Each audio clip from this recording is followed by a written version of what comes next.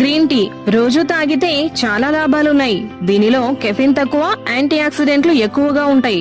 ముఖ్యంగా ఈజీసీజీ అనే పాలిఫెనాల్ కూడా. గ్రీన్ టీ వల్ల ముఖ్య ఉపయోగాలేంటో తెలుసుకుందాం. గ్రీన్ టీలోని కెటెచిన్స్ మరియు కెఫిన్ జీవక్రియను పెంచి కొవ్వు కరగడాన్ని వేగవంతం చేస్తాయి. వ్యాయామం, మంచి ఆహారంతో కలిపితే మరింత బాగా పనిచేస్తుంది బరువు తగ్గడానికి. చెడు కొలెస్ట్రాల్ ఎల్డిఎల్ తగ్గించి రక్త ప్రసరణ మెరుగుపరిచి గుండె జబ్బుల రిస్క్ ని తగ్గిస్తుంది. ఏకాగ్రత, జ్ఞాపక శక్తి పెంచుతుంది. రక్తంలో చక్కెర స్థాయిలను నియంత్రించడంలో సహాయపడుతుంది. శక్తివంతమైన యాంటీ ఆక్సిడెంట్లు శరీరంలో వాపు తగ్గించి కణాల డిఎన్ఏ దెబ్బతినకుండా కాపాడతాయి. ఒత్తిడి తగ్గడం, కీళ్ల నొప్పులకు ఉపశమనం, క్యాన్సర్ కారకాలను నివారించడంలో కొంత సహాయం చేస్తుంది.